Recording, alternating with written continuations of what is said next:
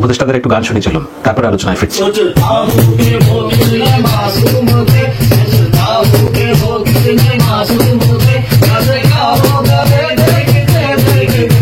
Doctor Asif Nazrul Islam গত 5ই আগস্টের আগ পর্যন্ত গত 15 বছর বাংলাদেশ জাতীয়তাবাদী দল বা জামাত ইসলাম তাদের জন্য অনেক কথা বলেছিলেন ডক্টর আসিফ নজরুল ইসলাম। আমল তাল কথাবার্তা বলতে থাকে।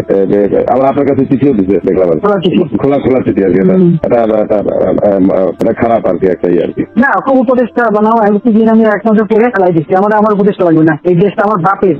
গতকালকে ডক্টর আসিফ নজরুল স্যারের বক্তব্যটার পর সোশ্যাল মিডিয়া প্ল্যাটফর্মে যারা এতদিন যাবৎ আওয়ামী লীগ নিয়ে সমালোচনা করতেন অথবা কি বলা হয় যে ডক্টর আসিফ নজরুলকে খুব কাছের মিত্র বিশ্বস্ত ভাবতেন, ইভেন তিনি উপদেষ্টা পদে বসার পরেও খুব পজিটিভ যাদের ভূমিকা ছিল সেখানে পিনাকি থেকে শুরু করে আরো অনেকেই কিন্তু এখন তাকে নিয়ে সমালোচনা করা শুরু করেছেন। কিন্তু আসসালামু আলাইকুম দর্শক শ্রোতা, এখন আমি আপনাদেরকে 4টা ভিডিও ফুটেজ দেখাবো। দয়া করে 4টা ভিডিও ফুটেজই মনোযোগ সহকারে শেষ পর্যন্ত দেখবেন। দর্শক দয়া করে শেষ পর্যন্ত না দেখে বাজে মন্তব্য করবেন না। দর্শক মূল ভিডিওতে যাবার আগে আপনার কাছে আমার ছোট্ট একটি রিকোয়েস্ট, যদি আপনি চ্যানেলে নতুন দর্শক হয়ে থাকেন তাহলে অবশ্যই প্রত্যেক মুহূর্তের আপডেট পেতে আমার এই চ্যানেলটি সাবস্ক্রাইব করে রাখবেন। চলেন তাহলে দর্শক আমরা 4টা ভিডিওর প্রথম ভিডিওটা দেখে নেই। চলুন উপদেষ্টাদের একজনের একটু ভাবনা শুনি। सोचता है वो कितने मासूम थे, कैसे क्या हो गया देखते देखते। উপদেষ্টাদের একটু গান শুনে চলুন, তারপরে আলোচনায় ফিরছি।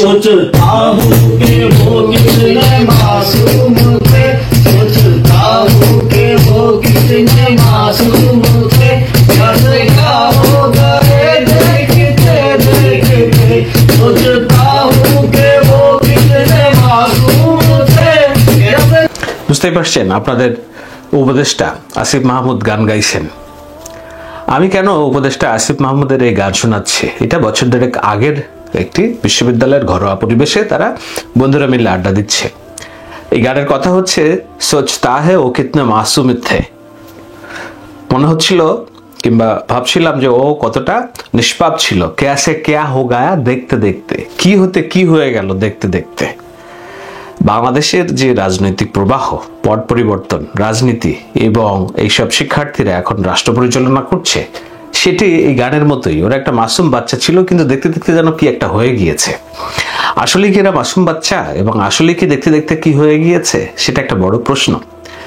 কেন প্রশ্ন করছি? কেননা অনেকের মাঝে এই প্রশ্নটা আছে যে রাষ্ট্র আসলে কারা চালাচ্ছে, দেশ কাদের হাতে, সেটি খুব জানার আগ্রহ। আমরা কেবল সামনে থেকে কিছু মানুষ দেখি, ডক্টর ইউনূস, আসিফ নজরুল, কিছু বৃদ্ধদের দেখি।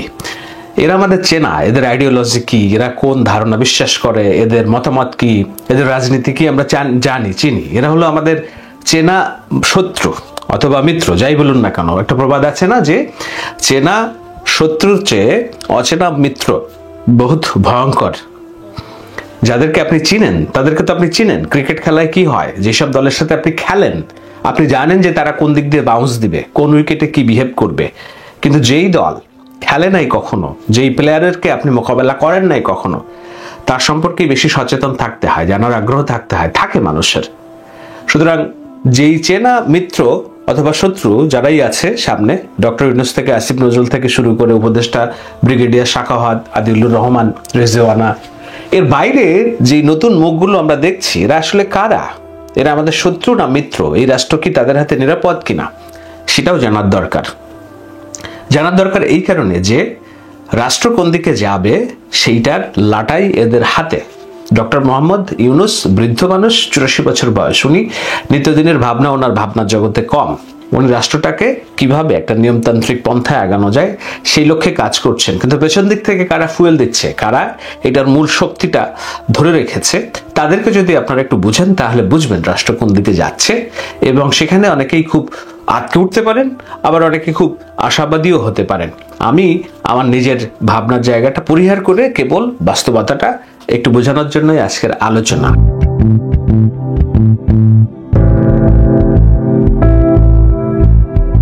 যখন আলোচনা করছি তার একদিন আগে প্রধান উপদেষ্টার বিশেষ সহকারী হিসেবে একজনকে নিয়োগ দেওয়া হয়েছে। ছেলেটার নাম হচ্ছে মাহফুজ।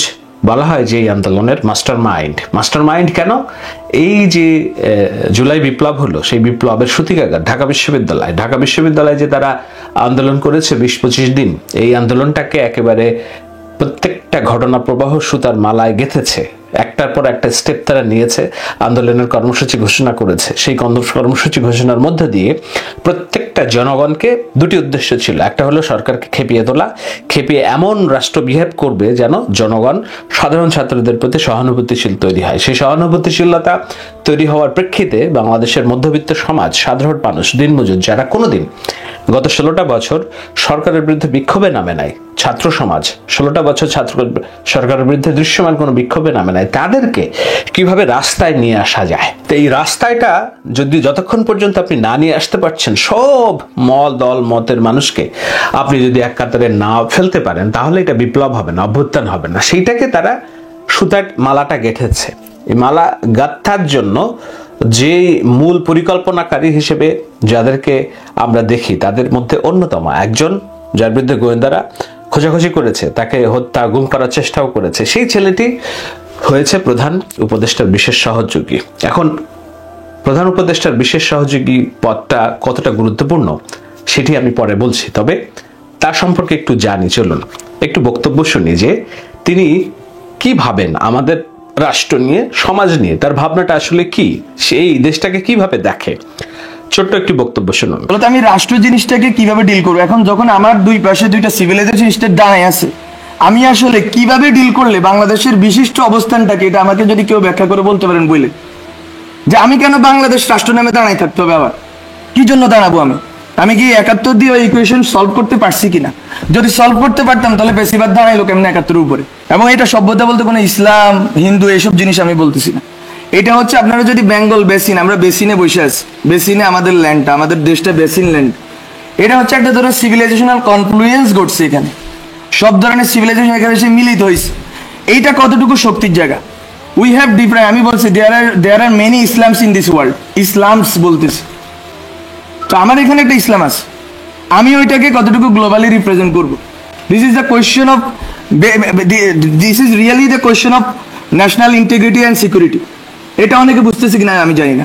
আমার এখানে যেই সেকুলার রাজনীতির কাঠামো আছে, এটাকে তো আমাকে ইন্টেক্ট রাখতে হবে। এখন এই সেকুলার রাজনীতির কাঠামো কি সেকুলার আর সেকুলারিজম, এটা অনেক তর্ক আছে, তালালাসা দিয়ে অনেকে পড়ে বেজে ফেলছে। কিন্তু সেকুলার আর সেকুলারিজমের তর্কে যে আমি এখনো পর্যন্ত ডিল করি নাই, আমি কি এই রাষ্ট্রটা সেকুলার করব নাকি সেকুলারিস্ট করব, অনেকগুলো তর্ক আছে। বলতো আমি, এবং ওই সেকুলারিজমটা কি হবে, ওইটা কি 72 সংবিধানের সেকুলারিজম হবে, নাকি আমরা এখন যখন আমরা বলতেছি, আমরা অনেকেই বলতেছি যে নিউ কনস্টিটিউয়েন্ট অ্যাসেম্বলি লাগবে, কিন্তু তর্কটা দেখেন, খেয়াল করেন, সবাই বলতেছে 72 সংবিধানের কন্টিনিউটি। আপনি 71 ধরতে পারেন, কিন্তু 72 আমি মনে করি ধরতে পারেন না। আপনাকে 72-এর ব্যাপারে ক্রিটিক্যাল হইতেই হবে। এখন মাহফুজ ছেলেটার যে রাজনৈতিক ভাবনা, তার যে জ্ঞান গরিমা এবং তার যে দক্ষতা, তার যে গভীরতা, সেই গভীরতায় আমি ব্যক্তি শাহেদ অনেকখানি পিছিয়ে আছি। আমি কেবল বোঝার চেষ্টা করছি যে তারা কি ভাবে, তাদের রাজনৈতিক দর্শন কি, যারা এই রাষ্ট্রটা চালানোর জন্য সামনে পেছন থেকে এই আন্দোলনকে নেতৃত্ব দিয়েছে এবং এই সরকারকে, ডক্টর ইউনূস সরকারকে নেতৃত্ব দিচ্ছে, তারা আসলে কি ভাবে। এই মাহফুজের আরেকটি ভাবনা, সেটি হলো যে আওয়ামী লীগের রাজনীতি কিংবা ধরুন এই যে জামাত শিবিরের বিরোধিতার যে রাজনীতি, সেই জায়গায় সে কি ভাবছে বলো তো। এখনো একই লুপস তৈরি হবে কিনা? আমি আওয়ামী লীগ নিষিদ্ধ করে দিব, নিষিদ্ধ করব, কিসের প্রক্রিয়া করব? আওয়ামী লীগ যারা বিশ্বাস করে, আওয়ামী লীগের যারা ইমান আছে যাদের, তাদেরকে আমি কিভাবে ডিল করবো? তারা তো আমার সোসাইটিতে আছে, তারা তো নাগরিক। এখানে আওয়ামী লীগের যে লোকগুলো আছে তাকে আপনি কিভাবে রিকনসাইল করবেন? আপনি কি আরেকটা সুযোগ দিবেন ভারত বা অন্য রাষ্ট্রগুলোকে যে এই দেশটাকে বিভাজন করে আরেকটা কোনো জাগরণ মঞ্চ হবে, আরেকটা এই সেই হবে, এবং এর ভিতর দিয়ে আবার দেশটাকে বিভাজন করা হবে এবং ফেসিবাদকে টিকে রাখা হবে? এটা বিএনপির ফেসিবাদ হইলে তো এটা বিরোধিতা আমার করতে হবে। বক্তব্যের মধ্যে কথা কি? তার বক্তব্যের মধ্যে কথা হচ্ছে ইনক্লুসিভ, সবাইকে নিয়ে রাজনীতি করতে হবে। আপনি জামাত শিবির যেভাবে রাজনীতি করেছে কিংবা বিএনপি যেভাবে রাজনীতি করেছে, আওয়ামী লীগ যেভাবে জামাত শিবির সকাল বিকাল শিবির ধরো জবাই করো, একই স্লোগান যদি আমি এখন বলি যে সকাল বিকাল আওয়ামী লীগ ধরো জবাই করো, তাহলে এই রাষ্ট্রের নিরাপত্তা কোথায়? এই রাষ্ট্র সবাই মিলে যে রাষ্ট্র চিন্তা করার আমরা স্বপ্ন দেখছি, সেই জায়গাটা কোথায়? সেই প্রশ্নটাই তুলেছেন মাহফুজ।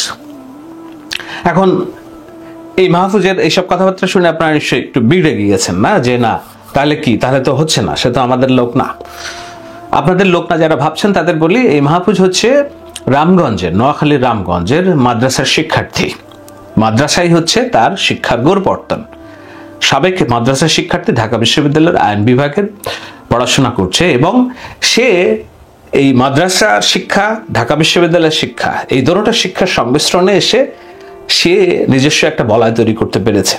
সেই বলয়ে নানান রকম পাঠচক্র, নানান রকম বিতর্ক, এইসব বিতর্ক প্রতিযোগিতা পাঠচক্রের মধ্য দিয়ে কিছু তরুণকে সংগঠিত করেছে। যেই তরুণের একজন হচ্ছে নাহিদ ইসলাম। নাহিদ ইসলামকে আপনারা চিনেন সামনে থেকে উপদেষ্টা হিসেবে এবং এই আন্দোলনের অন্যতম প্রধান সমন্বয়ক হিসেবে, যিনি আপনাদের মনোজগতে এরই মধ্যে নিশ্চয়ই জায়গা করে নিয়েছে। কিন্তু নাহিদ ইসলামেরও আধ্যাত্মিক গুরু যদি আমরা ধরি, তাহলে মাহফুজ হচ্ছে এই নাহিদ ইসলামের রাজনৈতিক ভাবনা গিয়ে আমি একটু পরে ব্যাখ্যা করছি, তবে তার আগে মাহফুজ কেন্দ্রিক আলোচনাটা শেষ করি। তো এই মাহফুজ যখন প্রধান উপদেষ্টার বিশেষ সহকারী হয়, এটা কি কেবলই একটি পদ? না, এটি কেবলই একটা পদ না। প্রধান উপদেষ্টা যেহেতু বয়সের ভারে নুজ্জ, তার আরো অনেক কাজ করতে হয়। কিন্তু রাষ্ট্র কোন দিকে যাবে, যে কাঙ্ক্ষিত সংস্কার আমরা চাচ্ছি, রাষ্ট্র সংস্কারের যেসব কথাবার্তা বলা হচ্ছে, সেগুলো এগিয়ে নিয়ে যাওয়ার জন্য যেসব কানেকশনস তৈরি করা, যেসব মানুষকে কানেক্ট করা, যেসব জায়গায় গুরুত্ব দেওয়া, ফোর্স ক্রিয়েট করা, কিংবা যেখানে ফোর্স ক্রিয়েট হবে না সেখানে ইনফ্লুয়েন্স ক্রিয়েট করা, সেগুলো করে যেই মানুষটি আগাবে তার পদের নাম হচ্ছে প্রধান উপদেষ্টার বিশেষ সহযোগী। সুতরাং সামনে থেকে হয়তো খুব বেশি সামনে দেখবেন না এই লোক কি করছে, কিন্তু পেছনের মাস্টার মাইন্ড হিসেবে কাজ করবে। কোন ছেলে কাজ করবে নিশ্চয়ই বুঝে গেছেন, মাদ্রাসার ছাত্র কাজ করবে। আর তার যে দর্শন কি, দর্শন হচ্ছে ইনক্লুসিভ পলিটিক্স।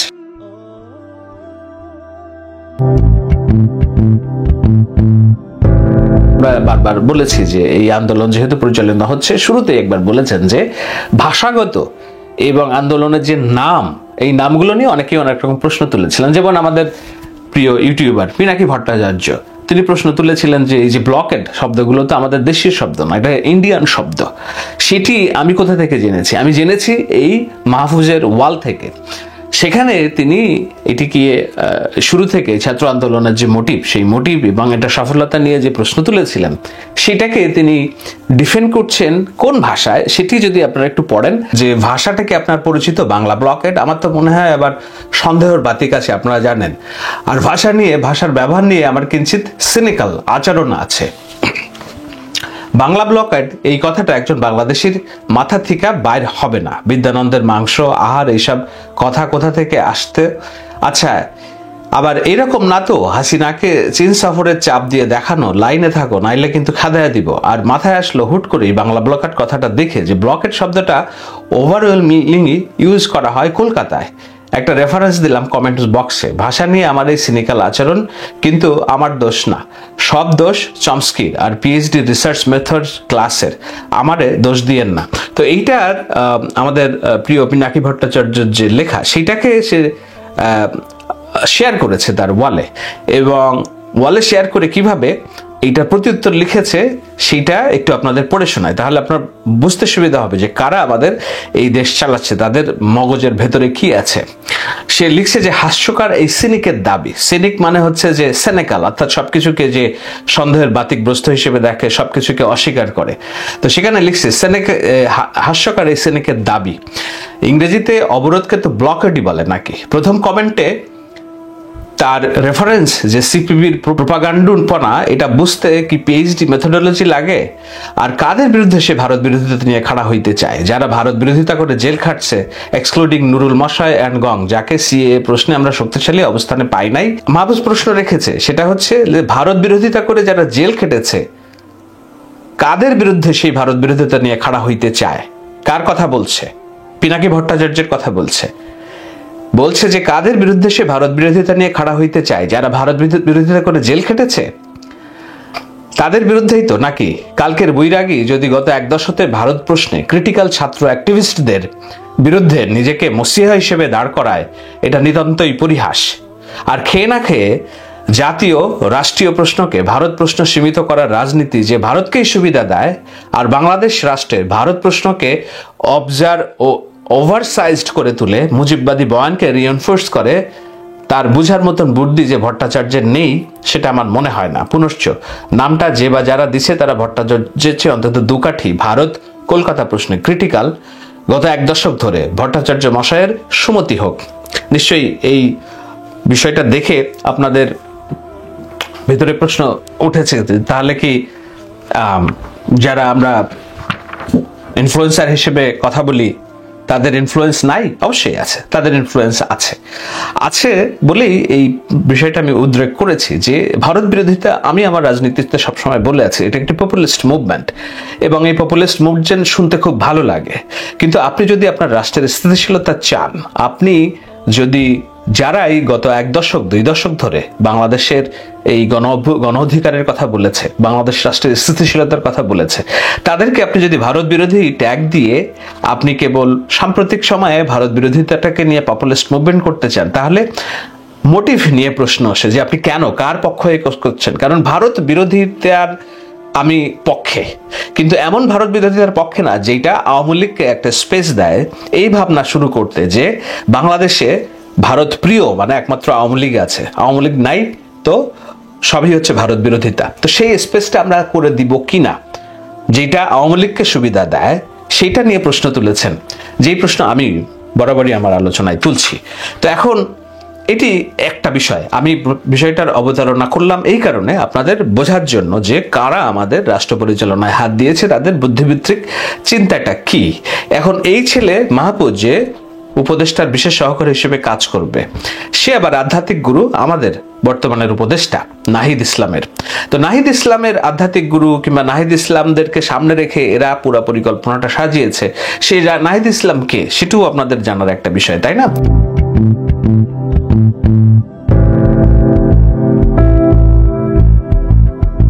গত বছরে একটি আলোচনা দেখছিলাম নাহিদ ইসলামের, সে তত্ত্ব নিয়ে কথা বলছে, থিওরি। আমি অনেক সময় থিওরি আলোচনা করি, আরো অনেকেই করেন। সেই তত্ত্ব নিয়ে কথা বলছেন, একটা জায়গায় যেয়ে তিনি বলছেন যে যেই সব তত্ত্বকে কেন্দ্র করে, ন্যারেটিভকে কেন্দ্র করে, বয়ানকে কেন্দ্র করে আমরা সমাজকে দেখি, সেসব তত্ত্বগুলো অধিকাংশ ক্ষেত্রেই ইউরোপিয়ান এবং আমেরিকান, যেটার সাথে আমেরিকান যে জনগোষ্ঠী আর আমাদের যে জনগোষ্ঠী এটার বিস্তর ফারাক। আমাদের এখানে পুঁজিবাদ, আমাদের এখানের সমাজ ব্যবস্থা আর আমেরিকা ইউরোপের সমাজ ব্যবস্থা এক না। সুতরাং যেসব তত্ত্ব আমরা পশ্চিমা তত্ত্ব দিয়ে আমাদের জনগোষ্ঠীকে, আমাদের রাজনীতিকে ডিফাইন করতে যেয়ে যখন দেখি আমরা কাজ করছে না, সেখানে আমাদের খড়গ বাঁধে এবং আমরা পশ্চিমা তত্ত্বকে আমাদের জনগোষ্ঠীর তত্ত্বের ধাঁচে ফেলতে চাই, সেখানেই সমস্যা। সেজন্যই বলছে যে আমাদের নিজস্ব তত্ত্ব নির্মাণ করতে হবে। শুনুন একটু আলোচনাটা। এতদিন ধরে যেভাবে চলে আসছে যে ইউরোপের যেই তত্ত্বগুলো আমরা পেয়েছি সেই তত্ত্ব অনুযায়ী আমরা আমাদের সমাজে সেটা ব্যবহার করার চেষ্টা করেছি। যখন ইউরোপীয় তত্ত্বের সাথে আমাদের সমাজটা মিলে নাই, তখন আমরা ভেবেছি যে আমাদের সমাজটাতেই হয়তো সমস্যা, আমাদের সমাজটা হয়তো অবিকশিত, যেটা মার্ক্সবাদী আলোচনার ভিতরে আমরা দেখতে পাই যে এখানে সামন্তবাদ নাই বা এখানে পুঁজিবাদের বিকাশ ঘটে নাই।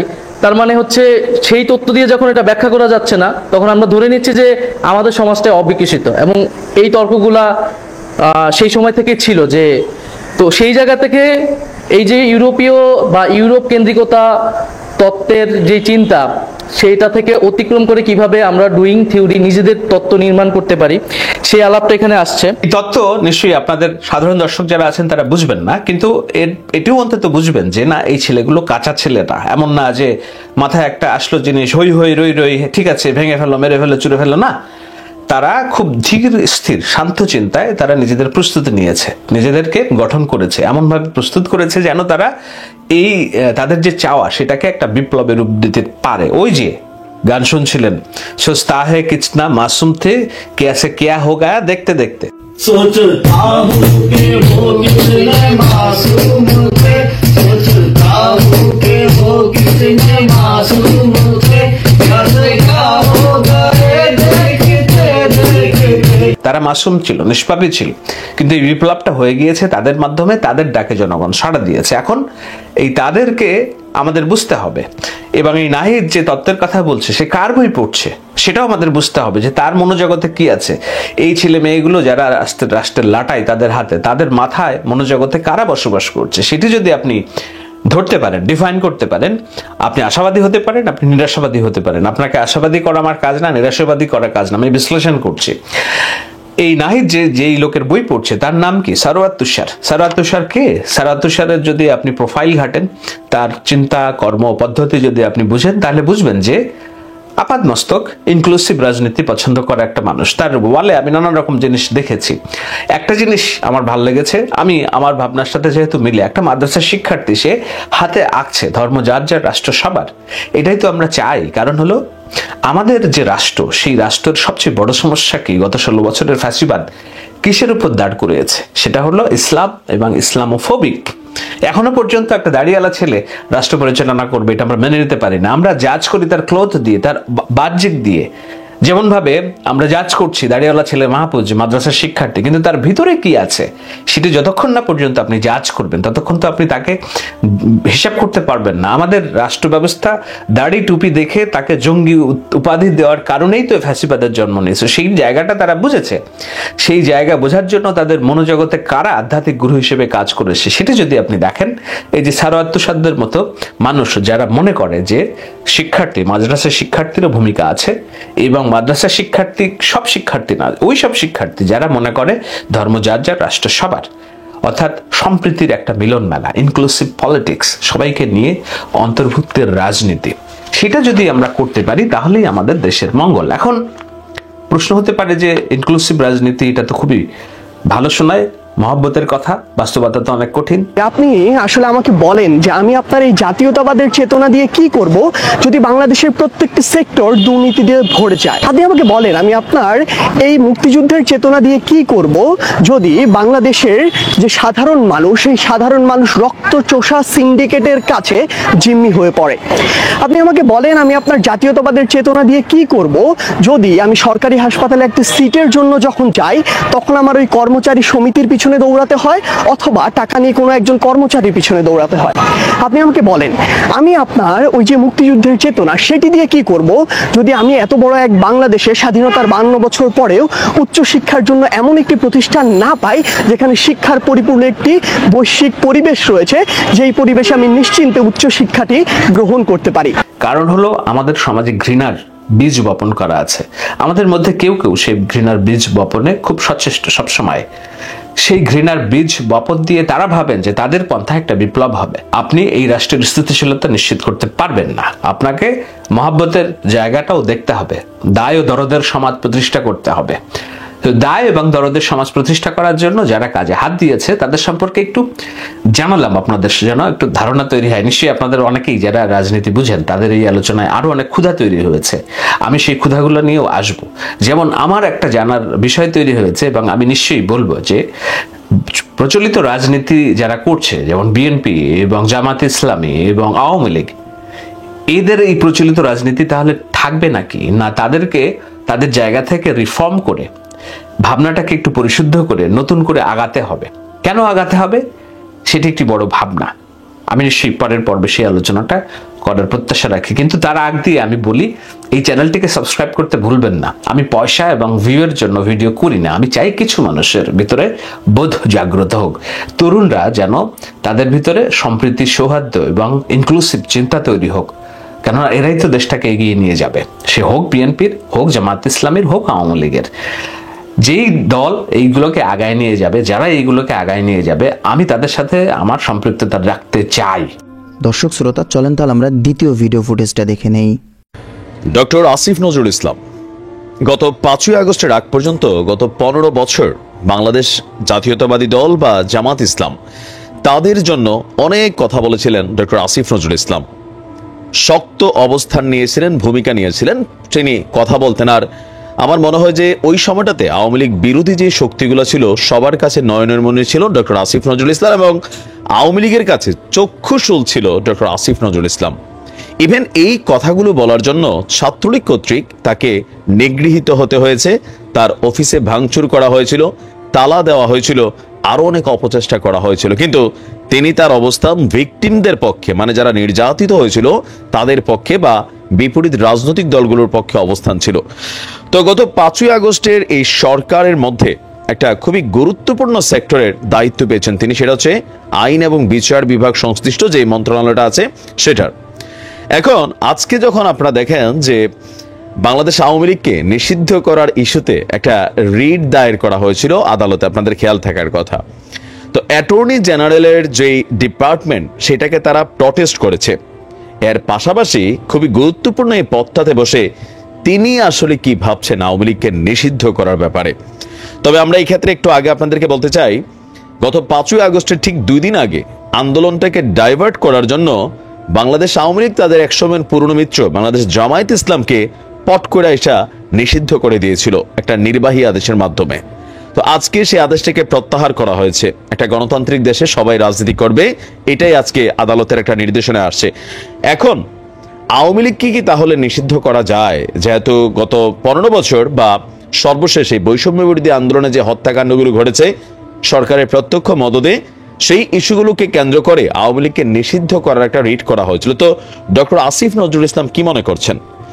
অন্তর্বর্তী সরকারের আইন উপদেষ্টা হিসাবে আসিফ নজরুল ইসলাম বলছেন যে দল হিসাবে আওয়ামী লীগকে নিষিদ্ধ করা উচিত হবে না, এটা তার ব্যক্তিগত মত। জামায়াত শিবিরকে নিষিদ্ধ করে জারি করা প্রজ্ঞাপন বাতিলের পর আজকে তার অফিসে সাংবাদিকদের মুখোমুখি হয়েছিলেন তিনি। সেখানে সাংবাদিকদের একটা প্রশ্ন ছিল যে অনেকেই মনে করেন আওয়ামী লীগকে নিষিদ্ধ করা দরকার, বা ভিন্ন দলের যারা রাজনীতি করে, আওয়ামী বিরোধী যারা রাজনীতি করে তাদের সোজা স্টাফ যে এই গণহত্যা হয়েছে সামহাউ বা যে হত্যাগুলো হয়েছে এগুলোর জন্য আওয়ামী লীগকে নিষিদ্ধ করা দরকার। এ ব্যাপারে আপনার অভিমত কি? তো আসিফ নজরুল ইসলাম তিনি খুবই স্পষ্ট ভাষায় বলেছেন, যখন আওয়ামী লীগকে নিষিদ্ধ করার একটি দাবি হাইকোর্টে করা হয় তখন অ্যাটর্নি জেনারেল তাদের যে অফিস আছে এটার বিপক্ষে দাঁড়িয়েছে। ব্যক্তিগতভাবে আমি কোনো রাজনৈতিক দলকে নিষিদ্ধ করার পক্ষে নই। শক্তভাবে জঙ্গি তৎপরতা, রাষ্ট্রবিরোধী তৎপরতা থাকলে সেটি সততার সঙ্গে তদন্ত করে আপনার এটি করা যেতে পারে। সাধারণ নিয়ম হিসাবে সংবিধানে সংগঠন করার স্বাধীনতা আছে। তিনি বলছেন যে আওয়ামী লীগ বাংলাদেশের স্বাধীনতা সংগ্রামের নেতৃত্ব প্রদানকারী একটা দল। বিভিন্ন গণতান্ত্রিক সংগ্রামে এই দলটির অবদান ছিল। গত 15 বছরে তারা যা করেছে এটি তাদের অতীত ঐতিহ্যের সাথে যায় না। সেটি কথায় কথায় মুক্তিযুদ্ধের চেতনার কথা বললেও সেটার সাথেও যায় না। তারা বাংলাদেশের ইতিহাসে বর্বরতম এক ফেসিবাদ কায়েম করেছিল। এই কর্মকাণ্ডের জন্য ব্যক্তিগত দায় থাকতে পারে, নেতাদের সামষ্টিক দায় থাকতে পারে। তিনি ব্যক্তিগতভাবে বলছেন দল হিসাবে আওয়ামী লীগকে নিষিদ্ধ করা সমীচীন হবে না। তো অনেকেই বলছেন যে দল হিসেবে আওয়ামী লীগকে নিষিদ্ধ করার সুযোগ নেই। যেটা করা যেতে পারে, আওয়ামী লীগকে গত 15 বছর যারা কলুষিত করেছে, যারা রাষ্ট্র ক্ষমতাকে ব্যবহার করে আপনার অন্যায় করেছেন, ব্যাংক লুটপাট করেছেন বা বিভিন্ন জায়গায় আন্দোলনগুলোকে দমন নিপীড়ন, হেফাজত থেকে শুরু করে পিলখানা, শাপলা চত্বর যাই ঘটছে বাংলাদেশে বা লাস্ট এই বৈষম্য বিরোধী আন্দোলনে যারা প্রত্যক্ষ এবং পরোক্ষ মদত দিয়েছেন, প্রশাসন থেকে শুরু করে যেই জায়গাগুলোতে আওয়ামী লীগরা মানে ম্যানুপুলেট করেছিল, তাদের প্রত্যেককে আইনের আওতায় বা বিচারের আওতায় আনা উচিত। তবে দল হিসেবে আওয়ামী লীগকে নিষিদ্ধ করার মতন সুযোগ নেই। এখন ব্যক্তিগতভাবে আমারও যেটা বক্তব্য, বিএনপিকে নিশ্চিহ্ন করার জন্য অনেক চেষ্টা করেছে সরকার নানানভাবে, মানে নেতৃত্বটাতে পরিবর্তন আনার জন্য একটা প্ল্যান বিও কিন্তু তারা করার চেষ্টা করেছে। অপরদিকে জামাতের বিরুদ্ধে সরাসরি অ্যাকশন নিয়েছে, কিন্তু এটা টিকে নাই। তো আওয়ামী লীগের বিরুদ্ধেও যদি এখন কোনো নিষিদ্ধ রিট করা হয় এটাও কিন্তু ইন ফিউচার আইসা টিকবে না। জামাতের বিরুদ্ধে সরকার যে খড়গ চালাইছিল গত 15 বছর, আসলে কি জামাত তার শক্তি হারাইছে? নও। এই ঘটনাগুলোর ফলে জামাত তার শক্তি 10 গুণ বৃদ্ধি করতে পারছে, বিএনপি তার শক্তি 10 গুণ বৃদ্ধি করতে পারছে, তাই না? তো বাংলাদেশে এখনো লক্ষ লক্ষ সৎ, ভালো, পরিচ্ছন্ন আওয়ামী লীগের নেতাকর্মী আছে, কিন্তু ওই যে ক্ষমতার মধ্যে চেয়ারগুলোতে যারা বসেছিল, আপনারা যারা ফেসবুকে বিভিন্ন জায়গায় যাদের কথাবার্তা বলতে দেখছি, এলাকার চোর বাটপার বদমাইশ, ওই যে বঙ্গবন্ধু কোট লাগাইয়া সে হিসাবে বিভিন্ন ধরনের কথা, বা মুরাদদের মতন আগে পিছনে এই বা বিচারপতি মানিকদের মতন মানুষগুলা তারাই কিন্তু সামনে আসছে। আর যারা প্রকৃত ভালো মানুষ এলাকার আওয়ামী লীগের নেতাকর্মী, তারা কোনো পোস্ট পায় নাই, পদবি পায় নাই। আওয়ামী লীগের 15 বছরের আমলে তারা নিজেরাই মামলা হামলা এলাকাতে অপমানিত, লাঞ্ছিত হয়েছে, যার কারণে এই মানুষগুলা তারা তো আছে এখনো দেশে, একটা ফ্যান বেস আছে এখনো, তবে লুটেরাদের সংখ্যাটা সামনে চলে আসছিল। তো আপনি কি মনে করেন ডক্টর আসিফ নজরুল ইসলাম যেই মতামত দিয়েছেন সেটা আসলে কতটুকু গ্রহণযোগ্য? আজকে দেখলাম উনি এই মতামত দেওয়ার সাথে সাথেই ডক্টর আসিফ নজরুল ইসলামকে নিয়ে ওই দালাল, আওয়ামী লীগের উমক তমক, দেখেন এটি হচ্ছে দৃষ্টিভঙ্গি। গত 15 বছর এই লোকগুলারে মানে আওয়ামী লীগ বলছে এক কথা, এখন আপনারা যারা আছেন তারাও কিন্তু বলা শুরু করছেন। ইভেন আমাদেরকেও আমরা যখন গত 15 বছর মানে আমি আমার জায়গা থেকে 5-7 বছর যতটুকু নিউজে কথা বলি, যতটুকু পারছি কথা বলছি, ভাল লাগছে। কিন্তু এখন যখন আবার একটু কথা 19 বিষয়, তখন মনে যে দালাল, এই দৃষ্টিভঙ্গিটা থেকে বের হতে হবে। তো ডক্টর আসিফ নজরুলের বক্তব্যের সাথে আপনার মন্তব্য কি, কমেন্টে জানান। আসসালামু আলাইকুম। চলেন তাহলে আমরা তৃতীয় ভিডিওটা দেখে নেই। আবল তাবল কথাবার্তা বলতে থাকে। আবার আপনার কাছে চিঠিও দিচ্ছে দেখলাম আর খোলা চিঠি আর কি। এটা খারাপ আর কি, একটা আর কি। না, খুব উপদেশটা বানাও, প্রতিদিন আমি এক নজর পড়ে ফেলাই দিচ্ছি। আমার উপদেশটা লাগবে না, এই দেশটা আমার বাপের, আমার বাপ স্বাধীন করে দিয়ে গেছে। আমি জানি এই দেশ আমি চিনি। আমি বাংলাদেশের বেশি কথা বলার তো শুট করে আবার আমার উপদেশটা বানাতে গেছে। ওর একটা বলছে গ্রামীণ ফোনে সব ইনকাম গ্রামীণ ব্যাংকে যাবে, যে টাকা গ্রামীণ ব্যাংক গরিব মানুষের সাহায্য করবে। আর এই কথা করে আমার কাছে ওই গ্রামীণ ফোনের ব্যবসা দিয়ে ইউজ একটা টাকা পর্যন্ত গ্রামীণ ব্যাংকে দেয় নাই। আমি 400 কোটি টাকা গ্রামীণ ব্যাংকে দিচ্ছি, 400 কোটি টাকা। ওটা তার অন্যান্য প্রতিষ্ঠানে লাগাচ্ছি। না, তখন গ্রামীণ ব্যাংক ফাইলে বক্তব্য ঢুকাই গ্রামীণ ব্যাংক তখন ওই শেষ হয়ে চলে যাচ্ছিল। ওর বদলতে গ্রামীণ ব্যাংক মাঠে বসে গেছিল। ও তো সব ব্যাংকের সব টাকা তো লুচি খেয়ে গেছে। তখন আমি প্রথমে 100 কোটি, তারপর 200 কোটি, তারপর আবার 100 কোটি, এটা 98 সালে দিচ্ছি, চালু রাখছি। তখন এই গ্রামীণ ফোনের ব্যবসা ছিল। এই ব্যবসাটার থেকে যে লাভটা হবে সেই টাকাটা চলে যাবে গ্রামীণ ব্যাংকে, রেগুলার গ্রামীণ ব্যাংকে একটা সোশ্যাল ইনকাম থাকবে। এই বলে ব্যবসা নিয়ে তখন যখন ব্যবসা নাই, তোমার বলে রাখি, যদি কোনদিন প্রশ্ন ওঠে বলতে পারবা, 51% মালিক হলো বাংলাদেশ আর 49% হলো নরওয়ে কোম্পানি। আর এখন যে দেখো সব সে ব্যবসা নরওয়ে কোম্পানির কাছে, তার নিজের কাছে বোধহয় 10 বা 15% মতন হয়তো থাকতে পারে, সমস্ত সে বেঁচে খেয়েছে। আর একটা টাকা কোনোদিন গ্রামীণ ব্যাংকে এখান থেকে দেয় নাই। আর আমরা সবচেয়ে বেশি ফ্যাসিলিটি তাকে দিচ্ছিলাম, রেলওয়ে, ফাইবার অপটিক ব্যবহার থেকে শুরু করে সবকিছুতে তাকে সুযোগ দেওয়া হয়েছিল। গ্রামীণ ফোনটা তো অন্যদের থেকে সে সবচেয়ে বেশি সুবিধা পাইছে। ওর একটা রক্ত চুষে খাইছে সব। আমি বলছি যে রক্ত শোষা, গরিবের রক্ত শোষা। 30% তার হিসাব করলে 30% সুদ হতো। সে যা গ্রামীণ মানুষকে যে লোন দিত, তাতে তার যে কম্পাউন্ড ইন্টারেস্ট যদি আপনি ক্যালকুলেশন করেন, 40-47% দেখে এমন হয়, তাহলে আর লোকের আর কি থাকবে, ও তো গরিব আরো বেশি করে হয়ে যাবে। তোমরা তো ইতিহাস জানো না, হিলারি ক্লিন্টনে নিয়ে গেছিল যশোরে, তার হাত দিয়ে গ্রামীণ মানে ব্যাংকে ঋণ দেওয়ালো। এরপর সেই লোকগুলি সাধারণ গরিব লোক, হরিজন গ্রুপ, তারা ওই এলাকায় আর থাকতেই পারে নাই, কারণ ওই ইন্টারেস্ট দিতে তারা ফকির হয়ে নিজের যে বাড়িঘর ভিটা মাটি তাও কেড়ে নিয়ে গেছে। তারপরে তারা ওই এলাকা থেকে হারাই গেছে। দেন আমি খুঁজছি একজনের পাশে খাগড়াছড়ি, সেখানে যে এসে কাজ করে খায়, আর একজন কোথায় নীলফামারী নদী আসবে কোথায়, যে এরা ওই পরিবার সদস্য ওই এলাকা থেকেই হারাই গেছে। দর্শক শ্রোতা, চলেন আমরা তাহলে আজকের শেষ ভিডিওটা দেখে নেই। গতকালকে ডক্টর আসিফ নজরুল স্যারের বক্তব্যটার পর সোশ্যাল মিডিয়া প্ল্যাটফর্মে যারা এতদিন যাবৎ আওয়ামী লীগ নিয়ে সমালোচনা করতেন, অথবা কি বলা হয় যে ডক্টর আসিফ নজরুলকে খুব কাছের মিত্র, বিশ্বস্ত ভাবতেন, ইভেন তিনি উপদেষ্টা পদে বসার পরেও খুব পজিটিভ যাদের ভূমিকা ছিল, সেখানে পিনাকি থেকে শুরু করে আরো অনেকেই কিন্তু এখন তাকে নিয়ে সমালোচনা করা শুরু করেছেন। কিন্তু মিষ্টি কথা বলা দিন শেষে কালকে যে সিদ্ধান্ত তিনি দিলেন, আওয়ামী লীগের পক্ষে সিদ্ধান্ত দেন, সেটা তার ব্যক্তিগত মতামত দিয়েছেন, বা আওয়ামী লীগকে দল হিসেবে নিষিদ্ধ করার যে ইস্যুটা, এই সিদ্ধান্তে আওয়ামী লীগের যে হাত পা ছিল অনেকগুলা ভেঙে গেছে। এতদিন যাবত আমরা দেখেছি আওয়ামী লীগের অনেক নেতাকর্মী বা এমপি মন্ত্রীরা অ্যারেস্টের পর হাসাহাসি করতেছিল, কারণ ভরসাটা কোথায় ছিল এই একটা নেগেটিভ পরিস্থিতিতেও আদালতের প্রতি।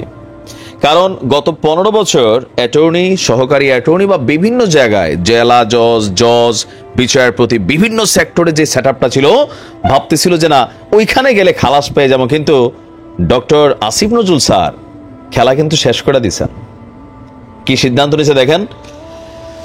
সুপ্রিম কোর্টের আমরা যদি দেখি, সুপ্রিম কোর্টের 66 আইনজীবীকে, ডেপুটি অ্যাটর্নি জেনারেল এবং 161 আইনজীবীকে সহকারী অ্যাটর্নি জেনারেল পদে নিয়োগ দেওয়া হয়েছে, মানে একদিনে প্রায় 227 জনকে নিয়োগ দেওয়া হয়েছে।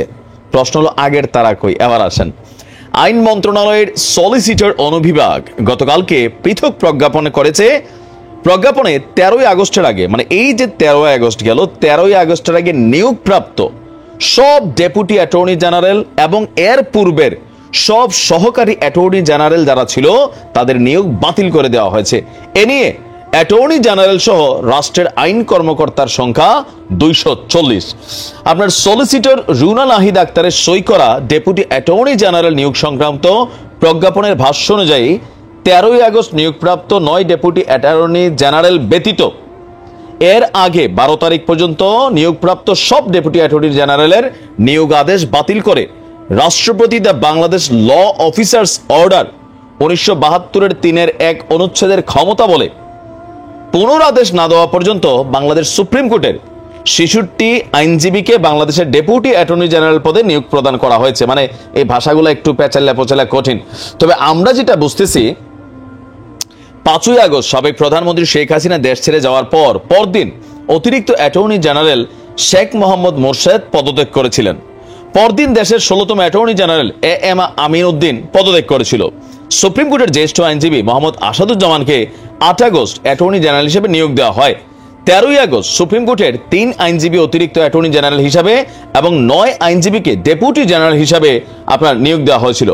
এর আগে বিগত সরকারের আমলে নিয়োগপ্রাপ্ত অতিরিক্ত attorney general, deputy attorney general অনেকে পদত্যাগ করেছিলেন, বাট যারা ছিলেন তাদেরকে এক ঠেলায় সাফ করে দেওয়া হয়েছে। এখন এটাতে কি ভূমিকা আসবে? অ্যাটর্নি জেনারেল, ডেপুটি অ্যাটর্নি তারা হচ্ছে রাষ্ট্রপক্ষ, বোঝেন তো? ধরেন রাষ্ট্রবাদী যে মামলাগুলা রাষ্ট্রপক্ষ, এখন ধরেন একজন দুর্নীতিবাজ এস আলম কথার কথা বা ওবায়দুল কাদের বা ধরেন যে কোনো একজন ব্যাংক লুটেরা বা একটা রাষ্ট্রীয় মামলার মতন একটা কাহিনীতে আটকায় গেছে, এখন তার আইনজীবী এসে আদালতে জামিন চাচ্ছে, তাকে ডিফিট করবে কে? এই রাষ্ট্রীয় আইনজীবী যারা আছে, মানে attorney general, deputy attorney general বা সহকারী অ্যাটর্নি জেনারেল যারা আছেন তারা কিন্তু রাষ্ট্রের পক্ষে, সরকারের পক্ষে মামলাটা লড়ে। বুঝতে পারছেন সিস্টেমটা কোন জায়গায় আটকেছে? তো যারা গ্রেপ্তার হচ্ছে তাদের মধ্যে এতদিন ওই যে রিমান্ডে হাসাহাসি করা, তারপর চিকেন টিকেন খাইয়া মনে করতেছে যে বের হয়ে যেতে পারে, তাদের জন্য কিন্তু সব আউলাই গেল। আর এই কাজটা কে করলো? আইন মন্ত্রণালয়ের দায়িত্ব কার? ডক্টর আসিফ নজরুলের। আওয়ামী লীগের সুসংবাদ দিছে একদিকে এটা সুসংবাদ না, এটা প্র্যাকটিক্যাল। বাংলাদেশের প্রেক্ষাপটে কখনো কোনো দলকে নিষিদ্ধ করার সুযোগ নাই। যদি কোনো সরকার করে আওয়ামী লীগের মতন, পরের দিন রেজাল্ট চেঞ্জ হয়ে যাবে বা সরকার পটভূমির সাথে এটা পরিবর্তন হবে। কিন্তু এখন যেটা ঘটছে, তিনি আসলে এই বড় খবরটাকে একটু ফোকাস থেকে সরে রাখার জন্য ওই খবরটা সামনে আসছে যে আওয়ামী লীগের রাজনীতি নিষিদ্ধ করা সমীচীন মনে করে, কিন্তু তলে তলে কাম সেরে লাইছে। তবে ইটস এ গুড সাইন। এই মুহূর্তে বিচার বিভাগের সংস্কার দরকার ছিল, আসলেই ছিল। গত কয়েক বছর যাবৎ জাস্ট হচ্ছে দল, পদ, পরিচয়। এর আগেও রাজনৈতিক সরকার আসলেই এখানে একটা খেলা শুরু হয়ে যায়, তারপরেও হয়তো কিছুটা ভালো মন্দ থাকে, কিন্তু আমার মনে হয় যে সংস্কারটা এই জায়গাগুলোতে জরুরি। বিচার বিভাগের কাছে প্রত্যেকটা মানুষ বিচার প্রাপ্য। আমি আওয়ামী লীগ করি, আমি বিএনপি করি, জামাত করি, আমার বিরুদ্ধে একটা অন্যায় করেছে, রাষ্ট্র করেছে, পুলিশ করেছে, সাধারণ মানুষ করেছে, আমি বিচার বিভাগের কাছে গিয়ে কিন্তু নিরাপত্তা চাইবো, আমি বিষয়টার ফায়সালা চাইবো। সেখান থেকে যদি রাইট ফায়সালা না আসে, রাষ্ট্রের প্রতি সিদ্ধান্ত বদলা যায় মানুষের। তো দেখা যাক কি হয়। ভালো থাকুন, আসসালামু আলাইকুম। তো প্রিয় দর্শক, আজকের ভিডিও পর্যন্তই ছিল। দেখা হচ্ছে পরবর্তী কোনো আপডেট ভিডিওতে। সে পর্যন্ত সুস্থ থাকবেন, ভালো থাকবেন, আমার জন্য দোয়া করবেন। আসসালামু আলাইকুম রহমতুল্লাহি তাআলা ওয়া বারাকাতুহু।